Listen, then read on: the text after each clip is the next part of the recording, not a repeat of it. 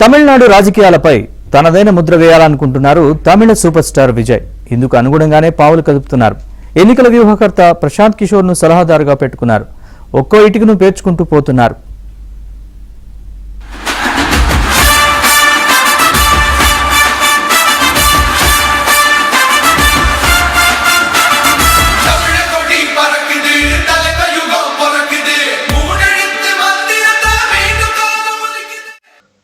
తమిళనాడు రాజకీయాల్లో చాలా వ్యూహాత్మకంగానే ముందుకెళ్తున్నారు సూపర్ స్టార్ విజయ్. వచ్చే ఏడాది జరగనున్న అసెంబ్లీ ఎన్నికల్లో పోటీ చేసేందుకు ఒక్కో ఇటుకను పేర్చుకుంటూ పోతున్నారు. ఇందులో భాగంగానే పార్టీ ఆవిర్భావ దినోత్సవాన్ని చెన్నై సమీపంలోని మహాబలిపురంలో నిర్వహించారు. దీనికి పార్టీ వ్యూహకర్త ప్రశాంత్ కిషోర్ సైతం హాజరై పార్టీ కేడర్లో ఉత్సాహం నింపారు. Mister cool Mahendra Singh Dhoni Chennai super kings ను గెలిపించినట్లే తాను విజయ్ పార్టీ టీవీకేను విజయ్ తీరాలకు చేరుస్తానన్నారు. ధోని కూడా బీహార్ కు చెందిన వాడేనని, తమిళనాట ఆయనకు ఉన్న పాపులారిటీ తనకు బాగానే తెలుసునని చెప్పారు.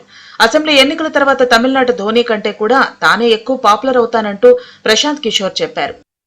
You see, there is so much of chatter in the name of MS Dhoni. He is the only Bihari who is more popular than me in Tamil Nadu. Dhoni is more popular in Tamil Nadu than Prashant Kishore, but make no mistake, next year when I contribute and I help you win, then I will be taking over Dhoni in popularity. Do you agree or not? Do you? No, not everyone has not answered. If I help TVK win next year, who would be more popular in Tamil Nadu? My fellow Bihari MS Dhoni, who makes win Chennai Super King every time, or Prashant Kishore? So you see, so I have my own battle to win. I have to become the most popular Bihari in Tamil Nadu. So I have to compete with Mr. Dhoni, who makes Chennai Super King win. I will make TVK under your leaders win. So that is why I am here. రాజకీయాల్లో శాశ్వత శత్రువులు, శాశ్వత మిత్రులు ఉండరన్న Vijay popularity ఉన్న వ్యక్తులు హఠాత్తుగా రాజకీయాల్లోకి వచ్చిన వ్యక్తి తమ అవినీతి బండారం బయటపెడతాడేమోనని భయపడుతున్నారని డీఎంకేని పరోక్షంగా విమర్శించారు. విజయ్ కేంద్రంలో అధికారంలో ఉన్న బీజేపీ తమిళనాడు డీఎంకేని టార్గెట్ చేశారు. ఏడాదిగా పార్టీని సమర్థంగా నడపడం సవాల్తో కూడిన విషయమేనని చెప్పుకొచ్చారు. పార్టీని మర్రి చెట్టులా పెంచాల్సిన అవసరం ఉందని, ఆ దిశగానే తాను పార్టీ కార్యవర్గాల ఏర్పాటులో తలమునకలయ్యానన్నారు. అంటే ఏపీలో పవన్ కళ్యాణ్ లా లాంగ్ ఇన్నింగ్స్ ఆడేందుకు సిద్ధపడే వచ్చారన్నమాట. తాను కమల్ హాసన్, జెమినీ గణేశన్ తరహా మనిషిని కాదని చెప్పకనే చెప్పారు. అంతేకాదు బూత్ కమిటీలను ఏర్పాటు చేస్తానన్నారు విజయ్. పార్టీలో యువకులే అధికంగా ఉన్నారంటూ ప్రత్యర్థులు విమర్శిస్తున్నారని, అన్నాదురై, ఎంజీఆర్ పార్టీలు పెట్టినప్పుడు అండగా నిలిచింది యువతేనని గుర్తు చేశారు.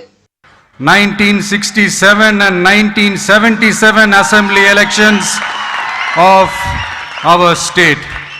Without compromising our party's ideological principles at any cost, I am here to collaborate and work with you towards upholding the secular and democratic ideals in TN and beyond.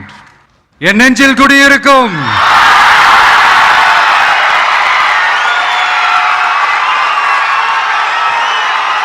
வித்தியாசமான ஒன்று நம்ம பார்க்கலாம். யார் யாரை எப்போ எதிர்ப்பாங்கன்னே நமக்கு தெரியாது. ప్రజా సంక్షేమాన్ని విస్మరించి అవినీతిలో కూరుకుపోయిన పార్టీలకు బుద్ధి చెప్తామన్నారు విజయ్. రాజకీయ పెత్తందారులను తరిమికొట్టడమే తన పార్టీ ప్రధాన కర్తవ్యం అంటూ సామాన్యుల తరపున తాను పోరాడతానన్న మెసేజ్ ఇచ్చారు. విజయ్కు అండగా ఉండటానికి పార్టీలో పనిచేసేందుకు తమిళనాడు లక్షలాది యువత సిద్ధమయ్యారు. అవినీతి డీఎంకేను ఓడించేందుకు పెద్ద రాజకీయ వ్యూహరచన చేయాల్సిన అవసరం లేదని చెప్పుకొచ్చారు ప్రశాంత్ కిషోర్.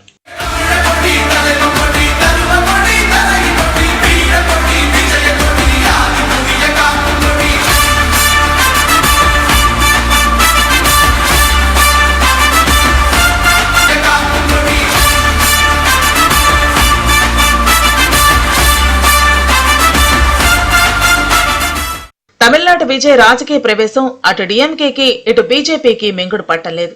అన్నాడీఎంకేతో కలిసి బీజేపీ ఎన్నికల్లో పాల్గొనబోతోంది. ఎన్డీ కూటమిలో కీలకంగా ఉన్న డీఎంకేను దెబ్బతీయాలనుకుంటోంది. అయితే ప్రభుత్వ వ్యతిరేక ఓటును విజయ్ చీల్చేలా ఉన్నారు.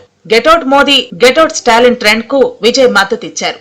అయితే ఎన్నికలు దగ్గర పడ్డాక అన్నాడీఎంకేతో విజయ్ పొత్తు పెట్టుకునే అవకాశం లేకపోలేదు. అదే జరిగితే అధికార డీఎంకేకు గట్టి సవాల్ కానుంది.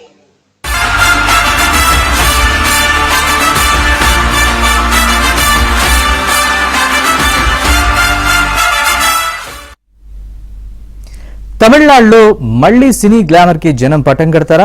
ప్రస్తుతం రాజకీయ శూన్యత ఉందా? అన్నాదురై, ఎంజీఆర్ల విజయం సాధిస్తారా? కమల్ హాసన్, విజయకాంత్ల రాజీ పడతారా? అసలు తమిళనాట ఏం జరుగుతోంది?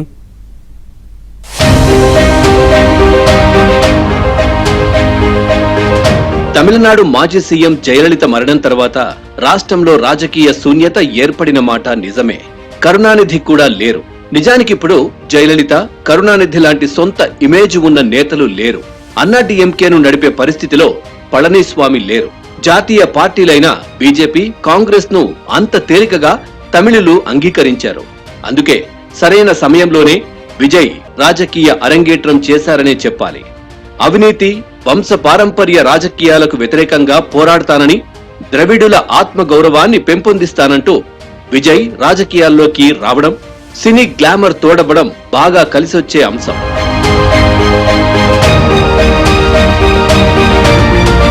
తమిళనాడు రాజకీయాలకు సినీ రంగానికి చాలా దగ్గర సంబంధం ఉంది. సినీ స్టార్లను ఇక్కడ డేమిగాడ్స్ గా చూస్తారు. పార్టీ పెట్టి అధికారంలోకి వచ్చిన ఎంజీఆర్ మరణించేంత వరకు సీఎం గా ఉన్నారు. ఆయన సినీ స్టార్. అన్నాదురై, కరుణానిధి, జయలలిత లాంటి వారు బాగా రాణించారు. అన్నాదురై, కరుణానిధి కలిసి చాలా సినిమాలకు పనిచేశారు. వీరు పెట్టిన డీఎంకే అప్పటి కాంగ్రెస్ ను ఓడించి అధికారంలోకి వచ్చింది. 1977లో వారి నుంచి విడిపోయిన ఎంజీఆర్ అన్నా డీఎంకే పార్టీ పెట్టి అధికారంలోకి వచ్చారు. ఇప్పుడు కూడా 1967, 77 మూవ్మెంటే ఉందంటున్నారు విజయ్. తర్వాత అధికారం చేపట్టిన జయలలిత కూడా ఎన్నో ఆటుపోట్లను ఎదుర్కొని తనను తాను నిరూపించుకున్నారు. తాను కూడా అలాంటి వాడినే అంటున్నారు సూపర్ స్టార్ విజయ్. రాజకీయ పునర్నిర్మాణం అనేది తమిళనాడు రాష్ట్రంలో జరగాల అని అనుకున్నప్పుడు మాత్రం విజయ్కి అత్యధికమైన స్థానాలు వస్తాయి.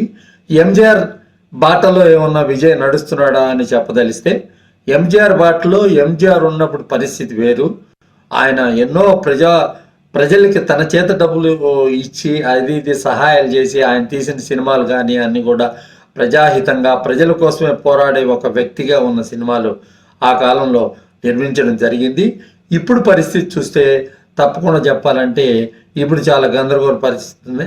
కూటమి ఏర్పడి మొత్తం ఏడీఎంకే కానీ, బీజేపీ కానీ, అదేవిధంగా విజయ్ కానీ అందరు ఏర్పడితే ఏదైనా ఆలోచించే విషయం ఉంటుందే కానీ ఎంజీఆర్ మరిగా విజయ్ పార్టీకి రాలేడు. 26 ఎలక్షన్ లో అడ్రస్ లేకుండా పోతాడు.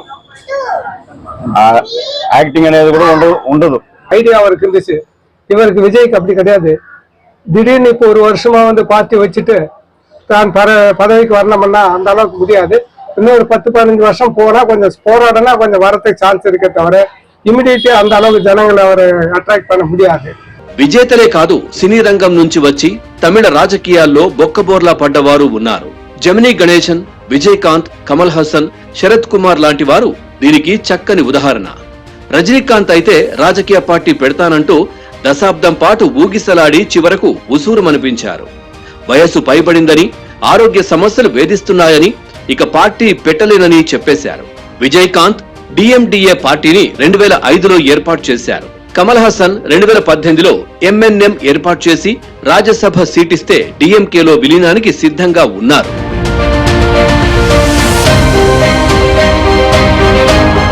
తమిళనాడులో రాజకీయ పార్టీ పెట్టడం, అది వర్కౌట్ కాకపోతే మళ్లీ సినిమాల్లో కొనసాగడం చాలా సాధారణ విషయాలు.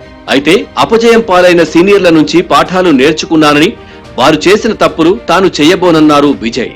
తమిళనాట అత్యధిక ఫ్యాన్ బేస్ ఉన్న నటుడు విజయ్. ఇందులో ఎలాంటి అనుమానం లేదు.